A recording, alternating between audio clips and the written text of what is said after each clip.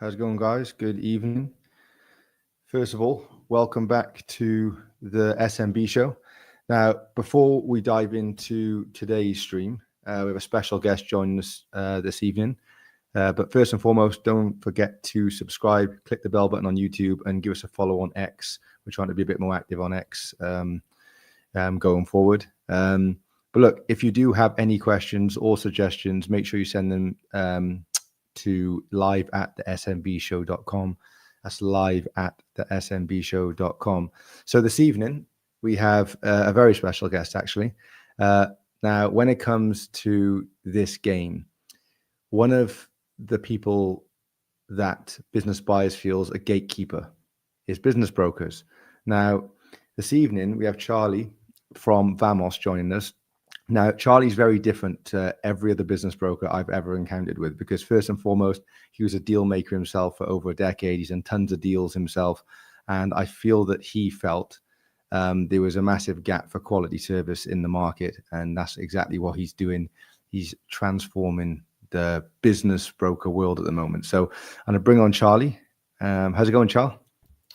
Hi, Dee. Thanks for having me on, mate. Really appreciate the intro. Yeah, I appreciate you joining us. So I guess a good place to start would be, why did you decide to set up a business brokerage after, I guess, yourself being a business by yourself, probably had a few issues yourself over the years with?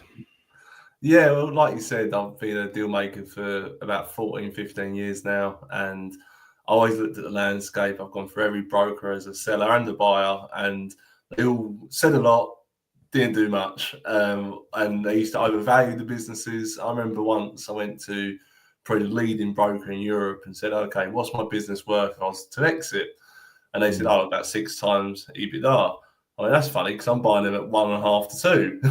So how can you justify the 6x when I'm buying them at 1.5 and 2? And it's, oh, well, we're confident, the current market conditions. And I heard it all before. I remember once, actually, when I was 22, I had the same broker come to my office and said my business worth millions and millions. And then just before I walked out the door, they said, oh, give us 24 grand plus the VAT and we'll market your business. Off we go. And I remember at the time, I didn't have that money sitting in the account. I thought that's about a month's wages. I was like, no, sod that.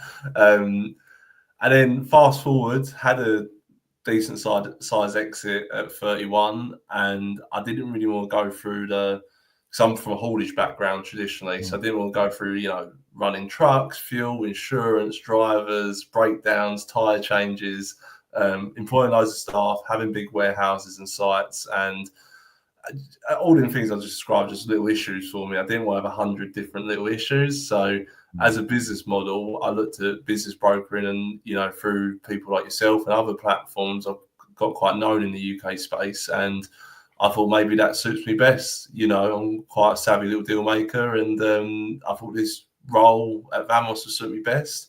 I must admit, I didn't think it'd be more than a part-time job when I first started. I've done about 60 to 80 grand a year doing hours day work, but now we're making that every 5 to 10 days roughly, and have a lot of staff. And I'm actually sort of stepping back from the business come January. Peter, my colleague's become CEO, and I'm just more of an advisory going forward, which is cool, So we got there in the end, part-timer.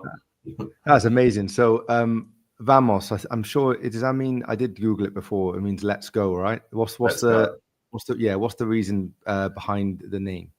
Well, 2 reasons. One, I was in Ibiza celebrating my exit when I thought of the idea and the concept. I love the Latin and Spanish culture. I speak a little bit of Spanish myself, but it was more, you look at the current business broker industry, particularly in the UK, it's very slow, stagnated, and usually that's because of overvaluations, telling lies to potential business owners what their company's worth, roadblocking many business buyers, whether they're new to the game or they're a trade buyer, wherever it may be. They just have ridiculously weird standards for people to get through the door, as you know, like gatekeepers.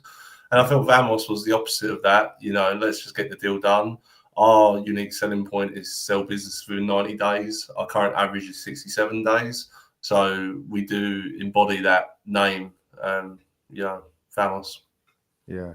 Well, that's insane. First and foremost, 67 days from start to finish is quite unheard of, right? Because we'll talk a bit about how the business model works and why is a fairly flawed business model in certain ways. So I like the way that you've just redefined the whole thing, really. But before we do that, just for anyone listening that doesn't quite know, just walk us through what a business broker actually does on a day-to-day basis. You know, what parts of the deal are you guys responsible for, and what parts of the deal are outside your control?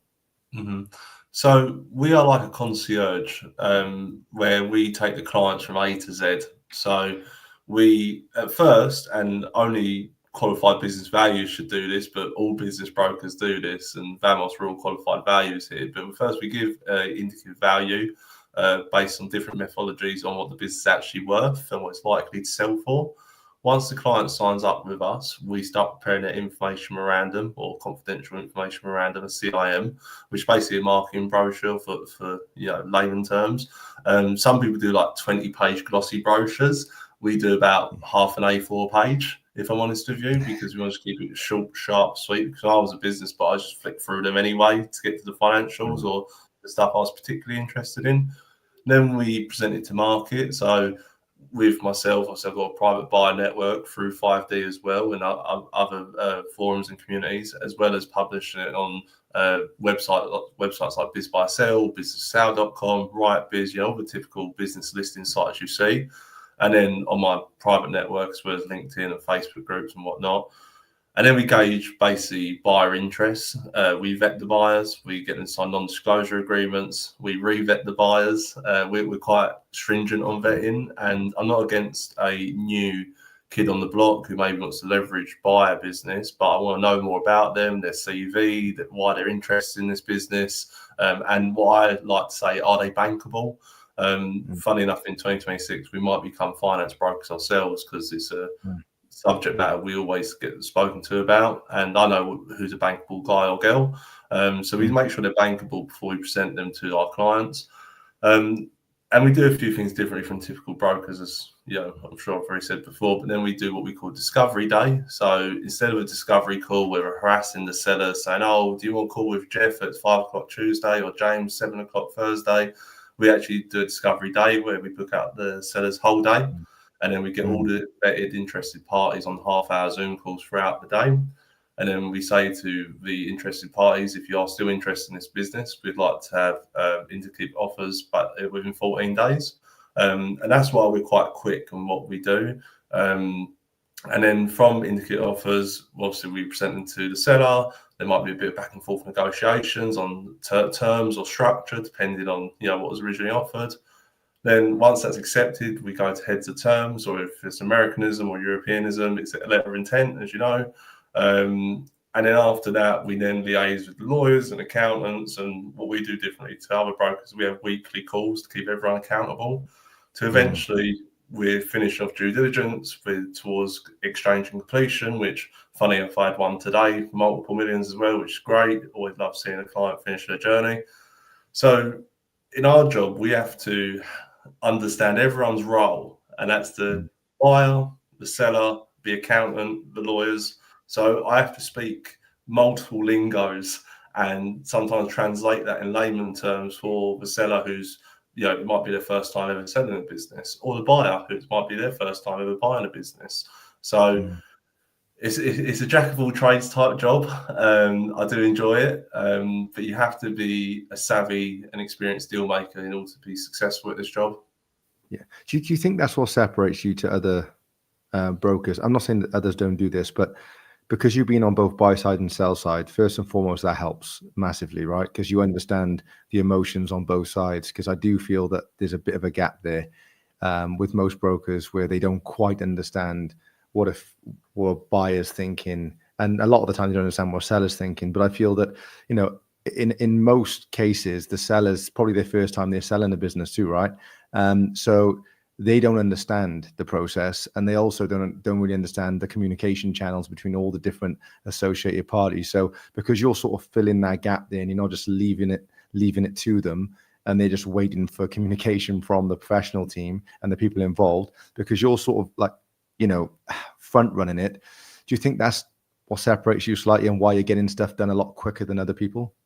Yeah, pretty much bang now on the head in regards to what you just said there. And having been a seller, a multiple time seller and a multiple times buyer, I know exactly what both camps are going through. So I operate between the lines and make sure if there's any confusion or obstacles during the deal due diligence process, that I can smooth over those lines to get the deal continuing. Because as you know, some deals get what we call deal fatigue, where it's dragged on too long and the buyer's going, oh, this is taking forever, or will I get funding? And the seller's going, is this bloke actually going to buy the business? It's dragging on. I could have done X, Y, Z. So it's my job to smooth over sometimes them things. We actually, when we sign up a client, we actually have a deal process pack. So it's all the typical due diligence questions you may see, the typical process.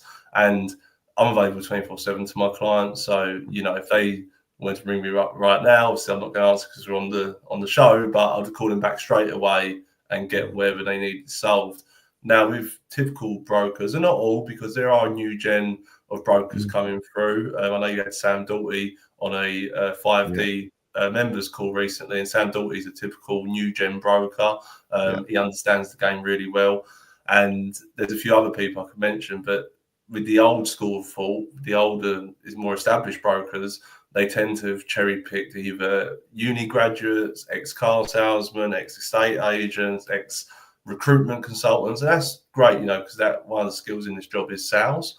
But it's not great because they've never run a business. They've never had the emotions of buying or selling a business, or, running day-to-day operations. So they'll never truly emphasize with the client in hand and what they're going through. So it does give me a bit of an advantage in that sense. And a lot of people think, because I'm based in London, Essex, from a haulage background, all my clients would be in London, Essex, and from a haulage background. At this moment in time, we've had no clients in Essex. Oh, wow. They're all nationwide, and I find that beautiful. And one of the beautiful parts about this job, similar to deal makers searching for their first business to buy, you meet a breadth and width of interesting and wonderful characters who run these businesses and the types of businesses. One of my clients, and they are still for sale in case anyone is interested in buying, run a vaping exhibition business that makes £1 million a year net profit. And before I, done this job, if someone said to me, oh, you can make £1 million a year doing a vaping expo, I would have said, you're probably off your head, So it's a really cool job. Yeah, it is cool. I guess you speak to so many different people from so many different sectors, right? It's cool. So also the compensation model for brokers, right? Yes, people do it slightly different, but how do you as a broker typically get paid on a deal? And if you could try and compare that to some of the other brokers in the space, and where you feel the flaws are in the business model? So we get paid, we get a engagement fee up front, and I'll be always open and transparent about my prices. That's £10,000 currently. And then we get a percentage fee on the back end once sold, that's 3%. And that 3% for us, because we deal with businesses worth £1 million to £50 million, that can go from 50 grand all the way up to 450 grand potentially.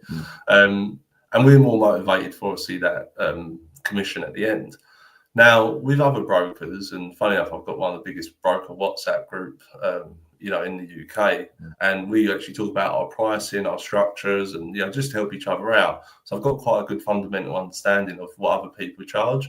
Now, with the bigger players, the ones we are typically scared of as deal makers, they charge between £30,000 to £50,000 up front.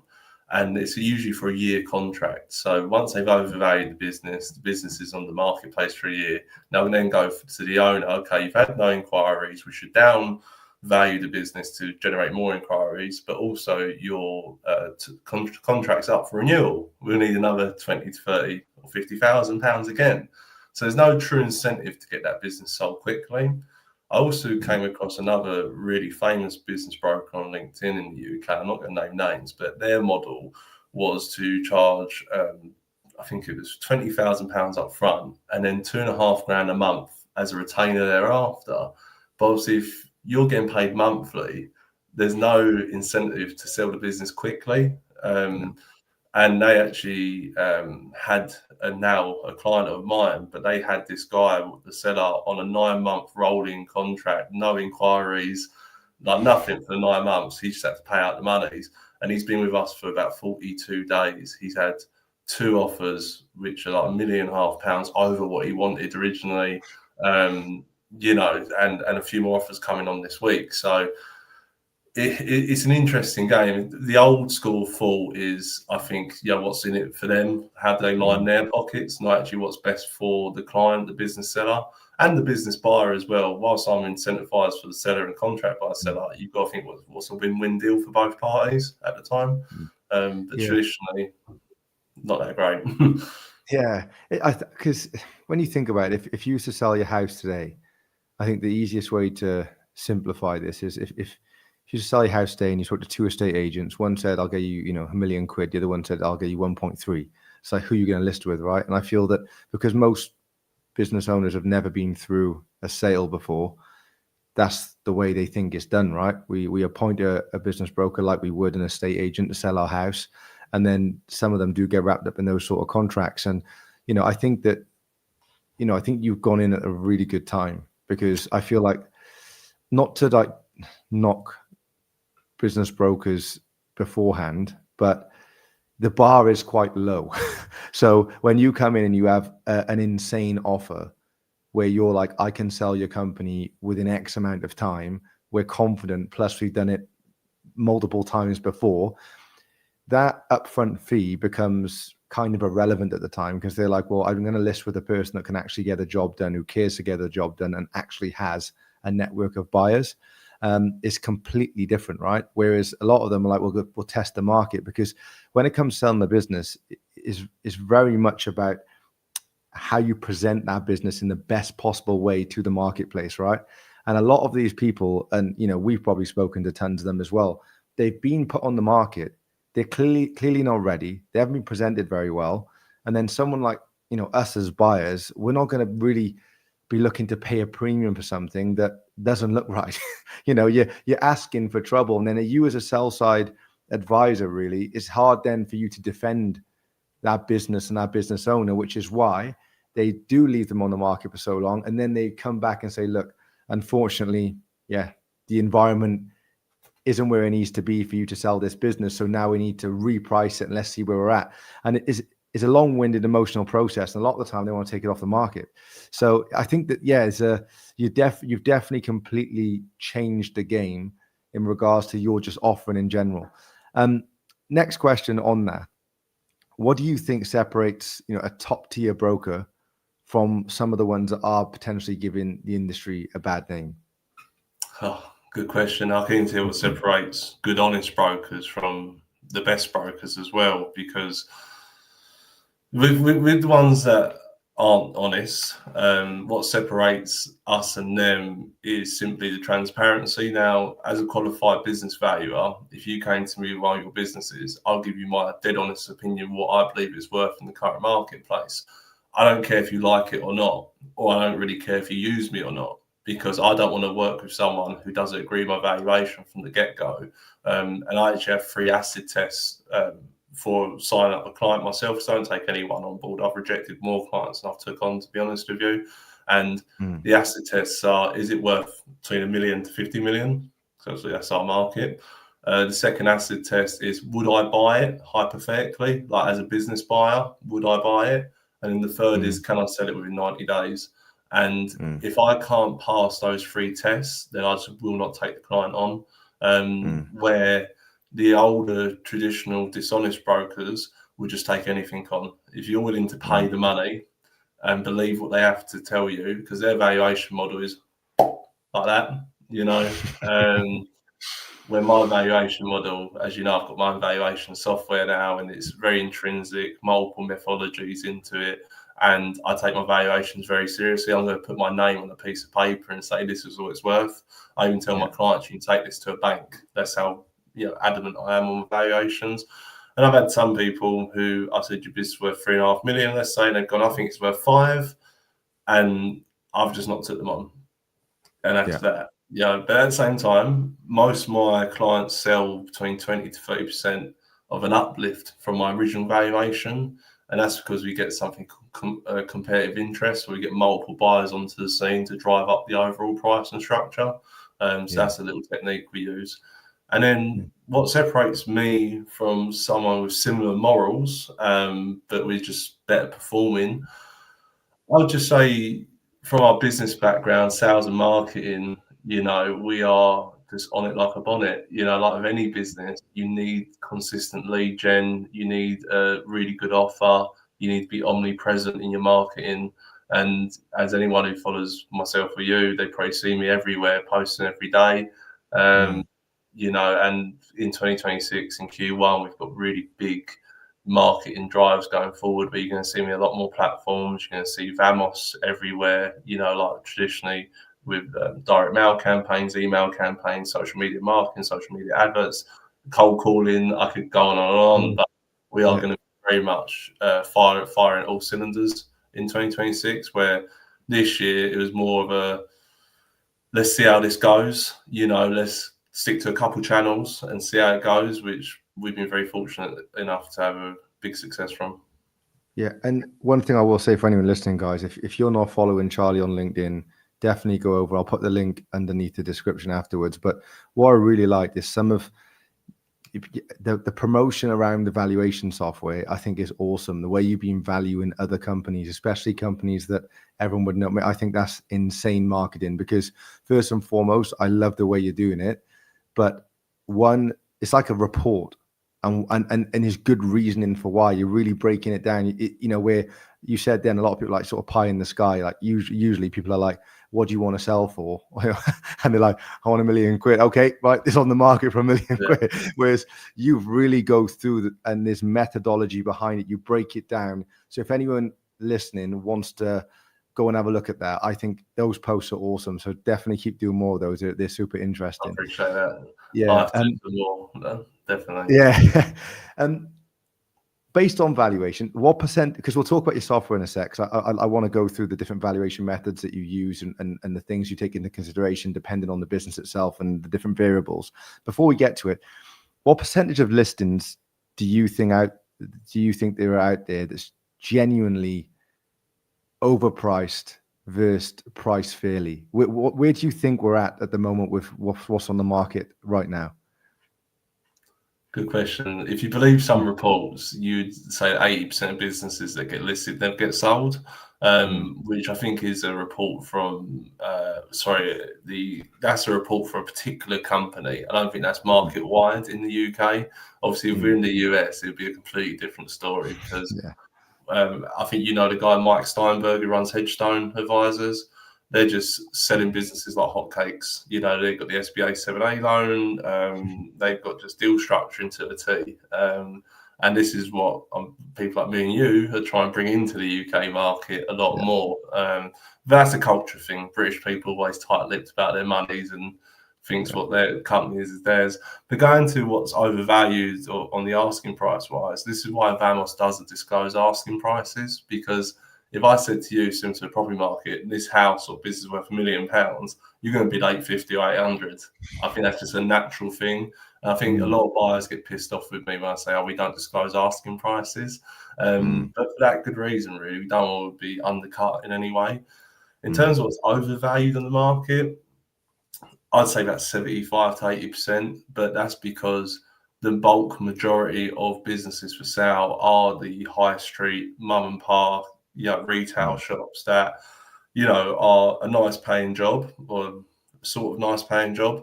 And some small high street broker or estate agent said, we can get 150 grand for your shop that only makes 40 grand a year net profit and you work 80 hours a week for, and it's doing them a disservice. I've been on businessesforsale.com ever since I was 16 years old. So we're talking 16, 17 years ago now. And I've seen some of the same businesses there over 3-4 years. I'm always typing in my local area, just out of curiosity. I went to go buy a cigar bar recently just because I'm that sort of bloke. I have a pond on the internet. I'm like, oh, I could buy that. But, you know, it's always good because if you're a business buyer as well, whilst it's good to have off-market deal flow, I always believe in checking the listing sites every day, because if you're one of the first inquirers, you know, it can put you in good stead as well when look to buying. Yeah.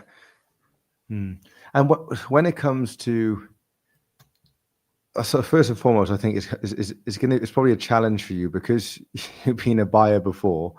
You see things come up for sale, and I've seen you post in the group a few times. Like, I feel like getting back involved, and what is it that keeps you from doing that? Because when you're seeing companies come up, I understand obviously companies that come into you is a bit of a conflict of interest, but things you see that are out there that can maybe you're like, actually, I like the sound of that. What stops you from getting back in the game?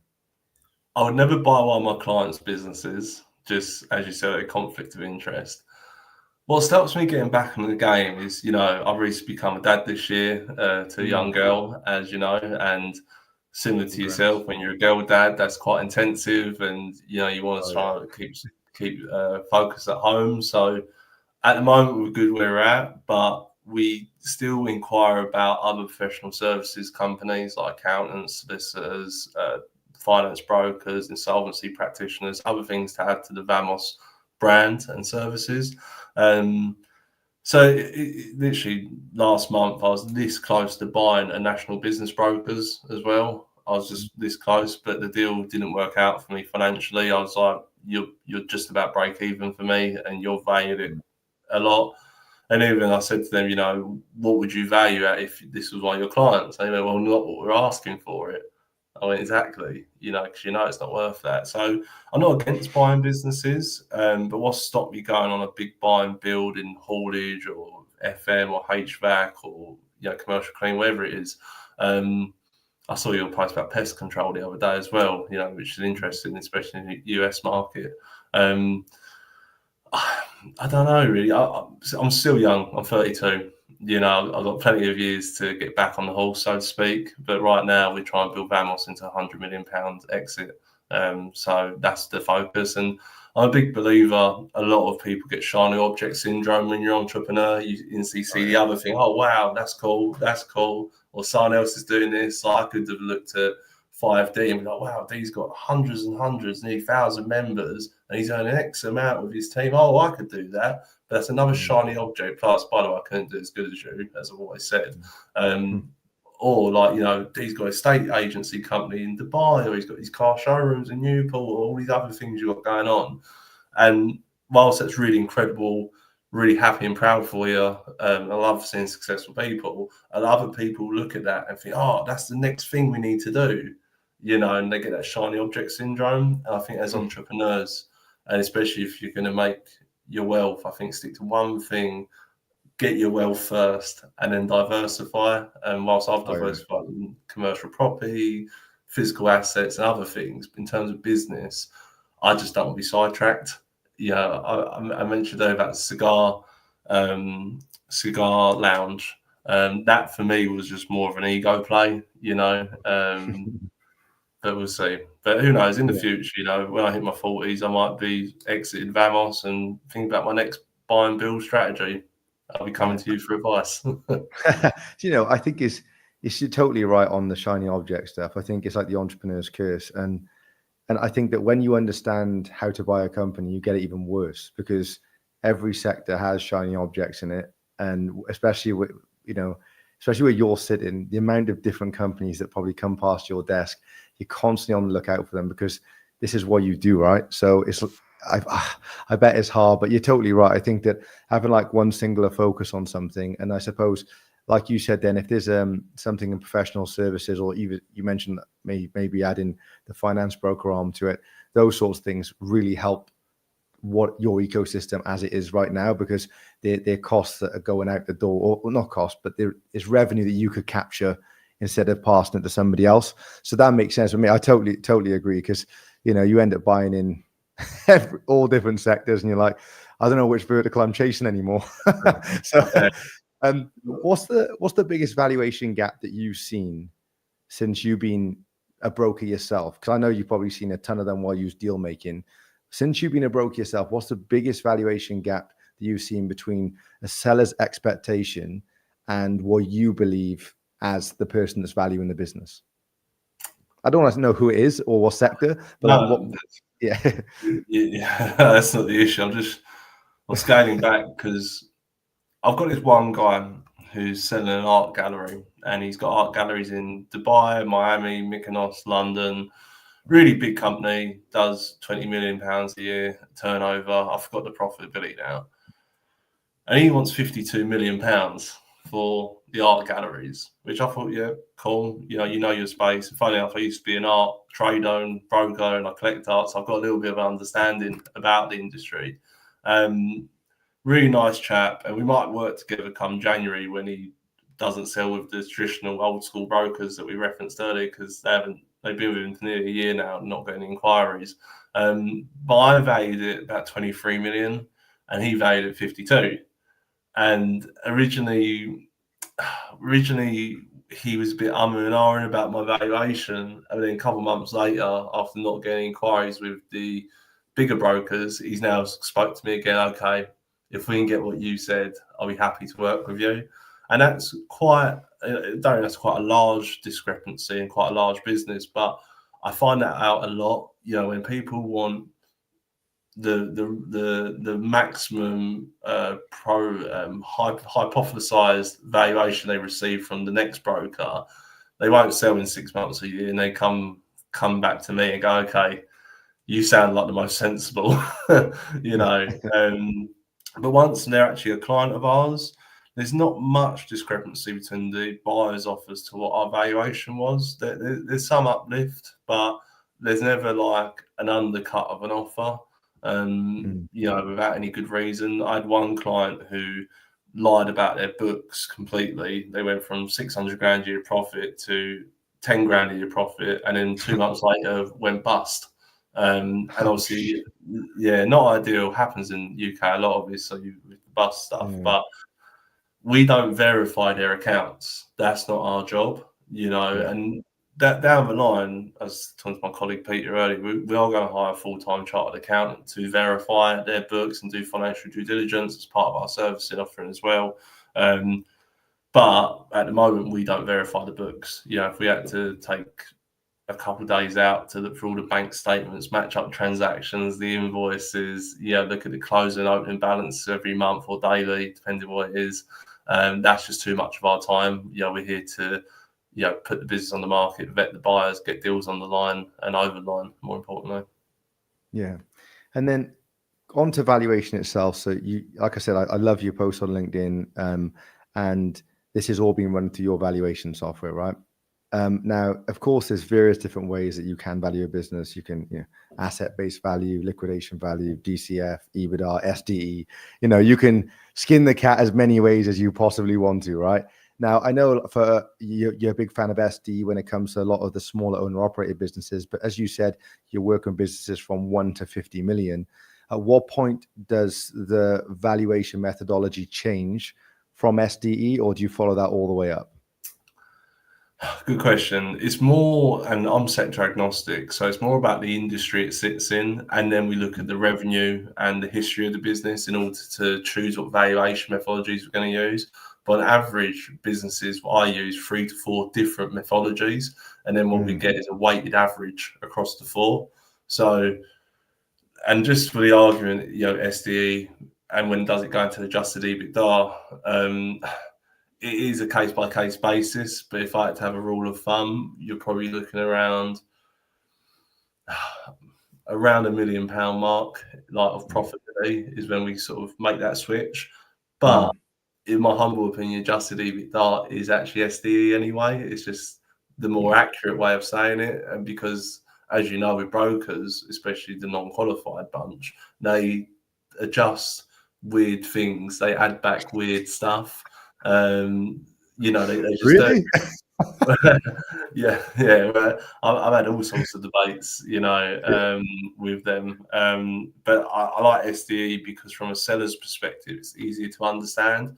When I say seller's discretionary earnings or adjusted EBITDA, most people, I can break down the STE and they can understand what that means, in terms of their true cash flow of the business if I took them out. But if I start saying adjusted earnings before interest, tax, depreciation, and amortization, most of them don't understand two of them words I just said. So STE is just a friendly way of explaining it to people. To me, they're more or less the same.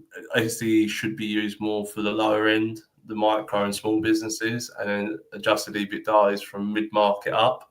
That's how we typically do it.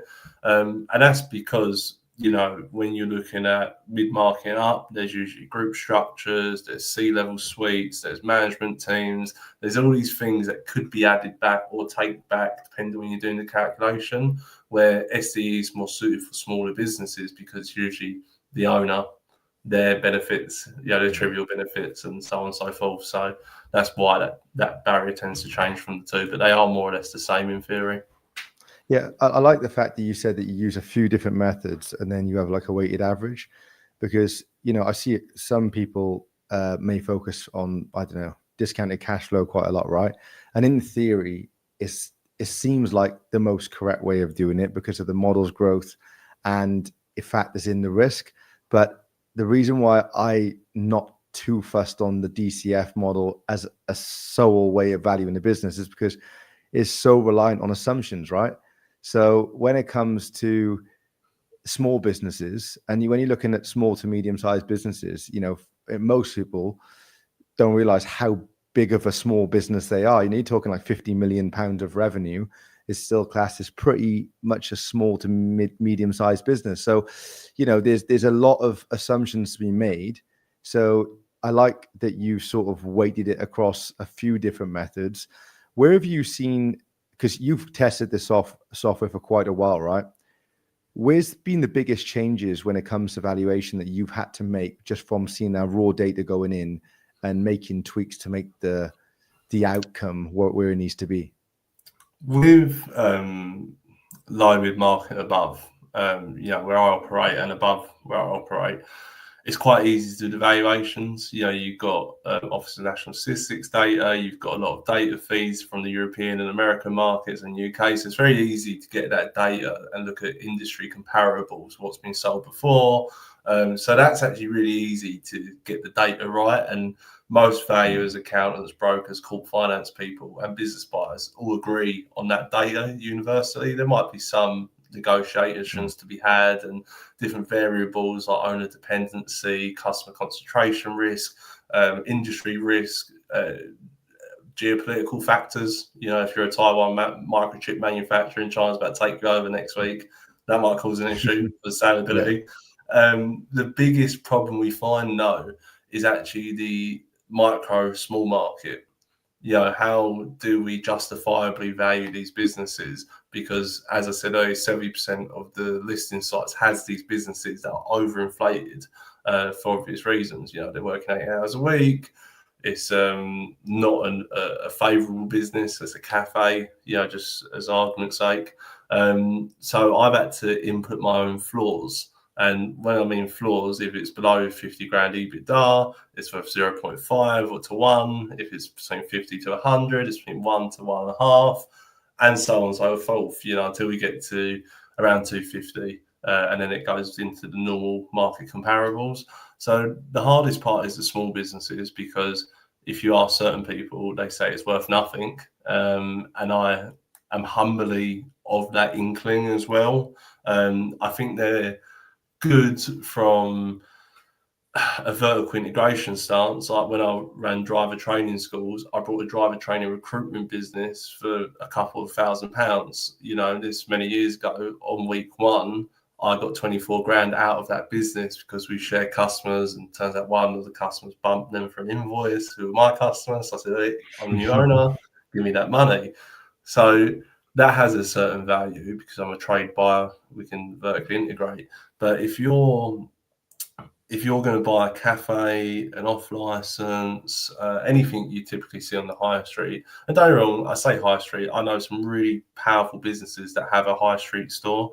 One of your members, Salvatore, I've been advising on that butchery and bakery business that, doing millions of pounds, and they have a high street store, So it's not necessarily just because it's a high street, it's a crappy business. And I think that's just a terminology I'm using, but for small and micro businesses, if you ever go on the website flipper.com, which I'm sure a lot of people have, there's a lot of these apps and e-commerce or drop shipping, and some of them are only doing tens of thousands a year. To me, that's not a business, and I think you said something earlier about liquidity valuation. There's also that valuation methodology. When I was a buyer, was how much would it cost me to set up this business? Yeah. And I think that's always in the back card, a card in the back pocket for any proper business buyer, especially if they've got capital and trade experience. They say, well, actually, if you're doing what I do in a different area, how much would it cost me just set up in that area? Whilst business buyers are short resources. Yeah, man. Especially exactly. The resource, you can do it, right? The question's just coming on YouTube from someone called the Brand Exit. When would buyers want to pay a premium? What's your opinion on this? Interesting. So, I completely disagree with this person's methodologies, but I actually read his book, and just out of curiosity, but it was Simon Squibb. What's Your Dream? I think the book was. And he talked about his exit from his digital marketing company to PwC in Hong Kong. And he said something I completely disagree with, but it is true in terms of getting a premium price, is that when someone comes along who might be a customer or supplier and wants to make a ridiculous offer for your business because it fits into their ecosystem, that's when you get a big exit. Just to clarify, I disagree on that point because I think you should get competitive tension to drive the price up. That's my opinion. Obviously, his opinion is different. But in terms of getting premium price, I would be saying plan early, have your financials in order, get the right advisory team like yourself with that consult for equity play you recently done. They, tripled, nearly quadrupled their value, all because they had the right advice and right team on to them. So the right advice is important. And I come across this many times where people are so reliant on their accountant for 30, 40 years who's never done MMA or business buying or selling, or they're speaking to that one guy who worked in a hedge fund in the 90s who's their family friend, and they're relying on second-hand or poor advice. So I would definitely get strong, solid advice, verifiable advice. There's a multitude of things. Sometimes it's what we call lightning in a bottle. If you're in a hot industry and there's many buyers, like right now, I'm sure the tides are going to change soon, but everyone's talking about HVAC and FM as a buy and build strategy, or care homes is another interesting one. I remember 5 years ago or 6 years ago, everyone's talking about nurseries in the UK, and we all saw where that went. But then again, as you know, we've got some people in the 5D group who've done really well at nurseries, like Sophie and Alex and Ellis. So really good people who've done that. But in terms of the financial buy and builders, as I like to call them, there'll always be a new hot industry that comes around the corner. Like you mentioned, pest control might be a good one in the future. I'm seeing commercial cleaning. Like one of my clients just sold for 4.6 million in the commercial cleaning space. And it's an interesting, I'm sure transport will have its comeback one day. We always need to get stuff delivered at the end of the day. Sometimes lightning in the bottle if your industry is on trend. Where I set up Vamos and we're over for the £100 million exit because we're looking at ourselves as a 360 professional services firm in deal making or MMA as such, and hopefully get sold to a small bank or a larger player in our market in Europe or the UK. So proper planning prevents piss poor prevention. Piss poor performance. Oh, well, without a doubt, mate. I think you hit it nail on the head there. And I think that, so I'm not a huge fan of Simon Squibb myself personally, but and I haven't read the book, but the thing, I understand where he's coming from and what you're saying, because if you do go and find an institutional grade investor to buy your company, then they may pay you 8 to 10 times, but really they're paying 3 to 4 or whatever they're paying, right? It's because of what they're bringing it into, and wherever they, there's consolidation plays, there's synergies, etc. So I understand that, but you wouldn't want to be going to market hoping that that's what happens. I think that, as you said, prep early, try and find something that is, predictable, repeatable. If there is a recurring revenue element, then great. These are the things that are going to demand more of a premium, great infrastructure, good management team, all the things that you'd look for as a buyer. It's like doing reverse due diligence and working out, right, what's a buyer? And this is what I think, this is the difference as well, and how strong it is for where you are in the market. Because when someone comes to you and like, I want to use Vamos, it's like, you can pretty much tell them, look, I know exactly what a buyer is going to ask you. I know what they're going to look for. And I know where they're going to look to discount and where they're going to get a negotiation leverage from, because I've been there many times before. Now, I think that adds a lot of value, massive value, because most of them they've never been on that side of the table. So yeah, I think that everything you said then makes total sense. Charlie Tanner's just commented, what's your valuation software called and can we use it? You can, Charlie. The domain is truevalue.business. So if you type that in on your domain bar, you'll see it straight away. There's a free trial, 14 days for anyone's interested. Amazing. And before you go, mate, you said you got a big 2026. The big goal, 100 million exit. You already kind of know who your buyer is going to be. And I think that you again, nail on the head. I know someone in the States that had a similar setup, and they sold to an investment bank. The investment bank shut the company down, just took all the clients because they cross-sold them other things. But I think that's what is super valuable for you, because you're building like a Rolodex of some serious people and a network of people that have either acquired or sold good companies, right? So that client book's very valuable as it is. So that's what you're working towards. Q1, Q2, not so much money goals, but what do you want in regards to Vamos? Do you want this on everybody's tongue? Do you want it to be a pioneer in the industry? Do you want to be, being talked about next to some of the people that's been in the game for 20 years? Like, what's the goal for the first 2 quarters of 2026? Well, all systems go with our marketing engines. I step back as CEO and more of a chairman role. And in terms of being how much notoriety we've got in the industry, I just hope we're a thorn in people's sides. And if we're a thorn in your side, it usually means you're probably a dishonest broker.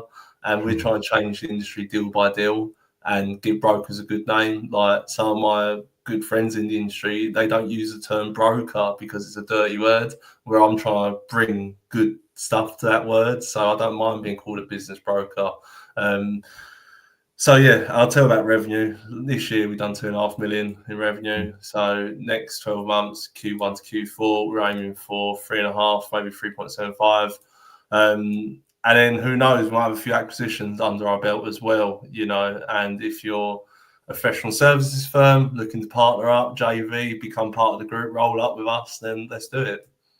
Awesome. And 2.5 million for your first year, mate, is insane, especially in an industry that is quite hard to penetrate. I guess because of your goodwill in the industry and what you've done, you got that trust and credibility already, but it's such a hard industry to penetrate because of all the noise. And like you said, there's a lot of sort of the word business broker. Other people have like killed the word. So I love to see that you're bringing that back. I appreciate it. And something I will add as well, I'm very much myself, rough around the edges. I don't mind coming on the S&B show in my Nike tracksuit top. I don't mind, just being myself, where business owners are just themselves. They're unique. I've walked in some businesses to buy their business and they're having a smoke in the office, and you think like, bloody hell, you just don't give a shit. You're doing wheelies in your Bentayga and smoking in your office. You just don't give a shit. I love it, and I think a lot of business owners connect with me more than a kid in a suit who's been told to say something from a script. And that's giving me the unfair advantage, I believe. Oh, I totally agree. At the end of the day, people talk to people that they can resonate with. And, especially the range of companies in the sort of range that we be buying or selling in is less transactional. and more about people talking to people. And like you said, trying to create that win-win for both sides. Otherwise, it doesn't work. So, you know, there's no point in going into this where, you know, you're trying to be some big, massive private equity firm, and you work being too transactional, because do you know what's going to happen in most cases? You probably know yourself. Of course, the money matters. Of course it does. But it also matters who the business is going to. Are they a safe pair of hands? Are there somebody that the person believes can continue what they've built? Some people don't care, but in my experience, 95% of the people that are selling their business, it does make a difference to them who the person buying it is. I guess that's why you vet a lot of these people and making sure that they are the right fit before you put them in front of them. Yeah, and similar to you, D, I'm always a student of the game, and I feel like if you can be a level 9 or 10 industry expert, but break it down to the level 2s or 3s or people who are unexperienced in the industry, you're onto a winner. And I've always said about, you know, the 5D program, particularly yourself, there's a lot more to D than maybe what you see on Instagram with the private jets or the nice cars. He's actually a very intelligent expert on the subject matter. And if you actually broke down what he does and what he says, you'd learn a lot from him, even someone like myself who's been 14, 15 years. And I think that's a true knack of an expert. If you can explain it, as they say, to a 6-year-old, you know, it shows you've got a deep, thorough understanding of the subject. So that's why I like to think about me and my clients. I can explain it to them to their terminology without going to private equity or corporate. I think that's the beauty of it. No, I appreciate that, mate. And yeah, I totally agree. And I think that that's probably a big part of it for yourself as well. I think that, you know, people want to be walked through this and handheld through it. And if, you know, if you're clearly doing an insane job at it, mate, because, you know, to sell average sale 67 days is unheard of, really, you know. So, yeah. I was just about to say there's another question coming in, but there's a few like weird crypto comments coming in. They obviously spam. No crypto Spammy YouTube comments. But anyway, mate, really appreciate your time as always. It'd be good to do this every so often, I think, see where you're at, and also maybe just general conversations on the market. But appreciate your time as always, and looking forward to catching up soon. Top man, Andy. Thanks for having me. Take care. Thanks, mate. Bye. Cheers.